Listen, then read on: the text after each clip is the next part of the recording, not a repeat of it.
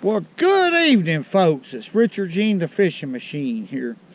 Right now, currently, it's about 36 degrees. It's cold. Too windy to go out in the boat, so I figured I'd come to this small lake right here and see if we can catch some crappie or whatever else about. Now, the camera is set up on a tree, a big oak tree that's fell off into the water. And it's a perfect location for crappie. If there's any in here, we should catch them. Y'all see that right there? There's a bunch of it down through here. Commonly called scat. S-C-A-T. Okay. It's probably raccoon scat. I don't rightly know, but I know there's some of it, and it's okay. I mean, it ain't no big deal, but I'm gonna walk out yonder way, and I'm gonna fish those limbs right there. As far as how deep the water is, I don't have any idea. I figure it's 7-8 feet, something like that probably. This is a pretty deep little lake right here. Should have some crappie in it. And I'm using 4-pound test Mr. Crappie, high vis, a Canyon Creek super ultralight rod, 7 feet long. Look how limber it is. Perfect little crappie rod. Using a Bobby Garland jig tab and I have this jig head tied with a loop knot. That's a 1/32 ounce jig head. And I'm using an old reel. This is a Garcia Saran S/20. Can't wear it out. But that's what we're going to do. I'm just going to climb right here and probably lean again that one. And just sort of vertical jig and see what we can do. There's a fish. Golly, boy. Boy, that's a big crappie, folks. Let me get right here where we can look at him. That's a giant. Look at there. Look at there. Look at there. I knew it. I knew it. That's a giant right there. I want y'all to take a look at that one. Now I'm going to have to figure out how to land him. Is that not a big crappie? Y'all look at that. My goodness. Let's see if we can't get him up here and we'll take a look at him. That was pretty quick. Really. Caught a giant. Oh, my. Let me climb back out here and we'll look at him.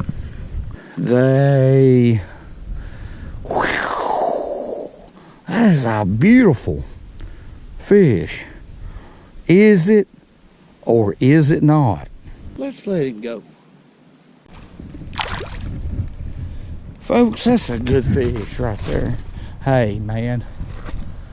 I'm talking about... Whoa! Okay. Whoa. Alright, let's climb back right here. Now this is a blue ice Bobby Garland. I have a 40-pound test weed guard in it. That's why I'm able to work it in these limbs.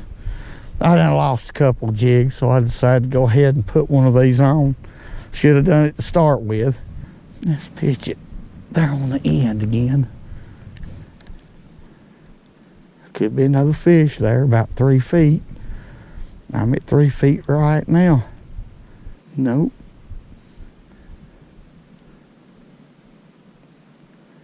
Yep, there he is. Golly, this is a mule, folks. This is a doggone mule. I hope we can keep him stuck. That is a big crappie. Yeah, I'm talking about. My. Look at there.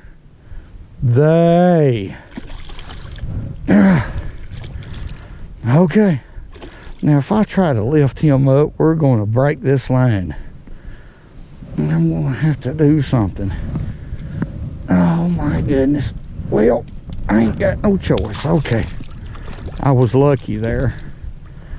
There's a big one. What am I gonna do? I'm gonna have to, thank God I was a carpenter man for a while. Dang, that's a big crappie. I know better than to try to, I'm thank God I got the balance that I do. That's a blessing. Come on up here. Golly, boom, what a crappie. I'm gonna show that to y'all. Oh my. Now that's a big old crappie fish. Ain't no doubt about it.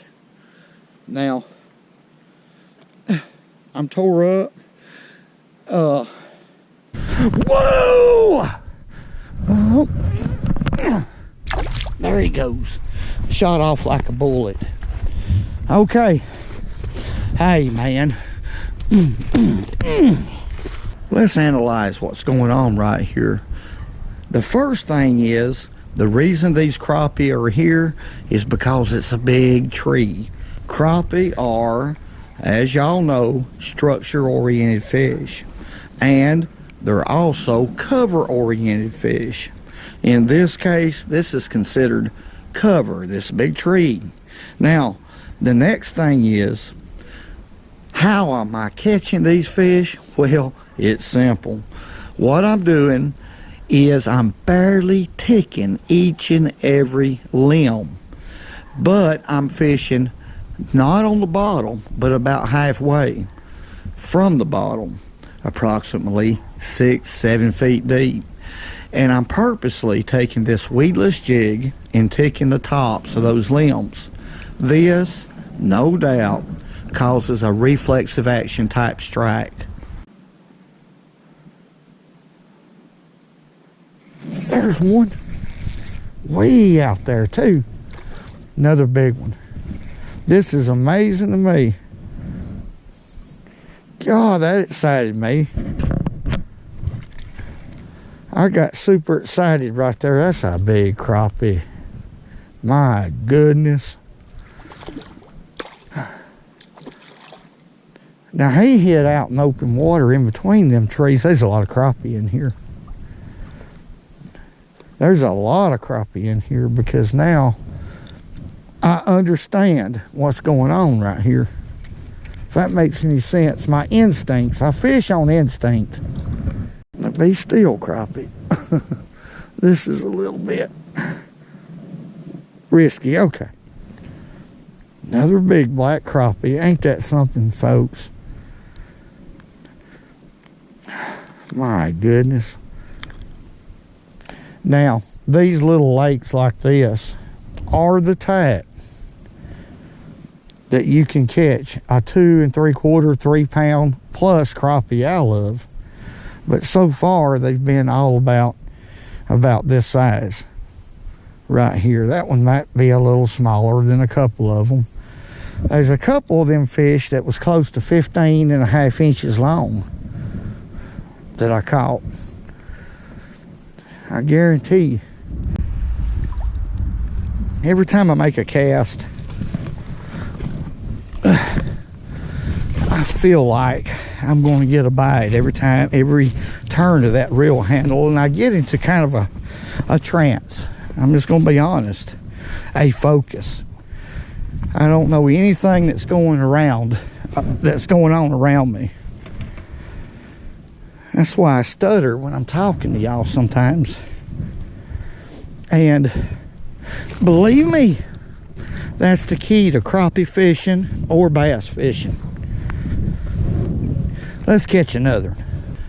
All right, let's come through there. Steady Eddie. Now I'm bumping limbs as I'm reeling.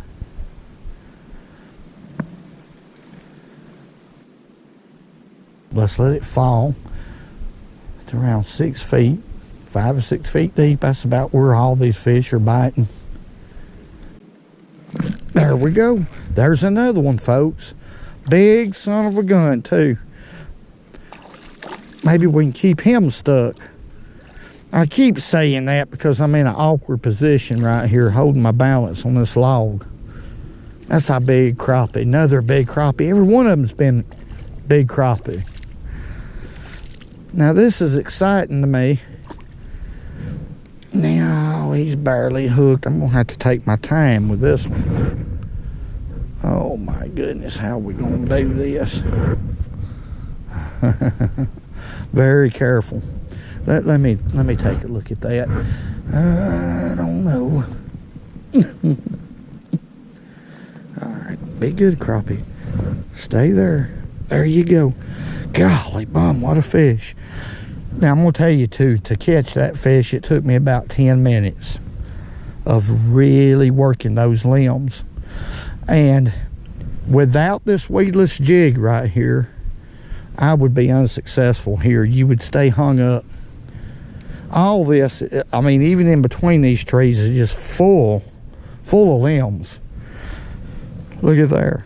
That's a giant. That's a big one. There's no need for me to show y'all this one. He's about the same size as those others, or close to it. Might be a little smaller. And I'm going to repeat this because it's important. Now, when I'm fishing out in the boat, like fishing docks or vertical jigging under bridges, when I let them go, the first place they go back to is the school every single time. So you'll actually catch more fish if you'll keep them, because those fish enter back into the school. And I don't know if they claim you know, they're real smart. I've read a lot about it. Let's let him go right here real quick. There he goes. He disappeared quick. But they'll go back to the school and they throw off some kind of lactic acid, is what I've read. And it spooks the school, and they become harder and harder to catch. So that's the reason I'm walking way over here like that. It disorients the fish a little bit and gives me a chance to catch another big one. Now I'll tell you what, let me lay this in here on y'all too. If you find you a situation like this, now there's more fish in here. I can't catch every one of these fish. I only triggered a few. There's a lot of crappie there. You can leave a spot like this and come back, say an hour and a half, and you'll probably catch a few more. A lot of times you will. Sometimes you don't. Well, folks, that's going to end it for this evening. It's fixing to be dark here in just a few minutes. But that's a perfect example of how important it is to have a weedless jig in your tackle box. All crappie fishermen, make note to at least have a few in your box. And that's just an opinion. But without it, I wouldn't have caught them big devils. There's no way in the world. I want to say God bless each and every one of y'all. Thank y'all for everything y'all do. All of the great comments. And, hey, dog, I'm talking. And remember, go fishing when you can, because it's good first.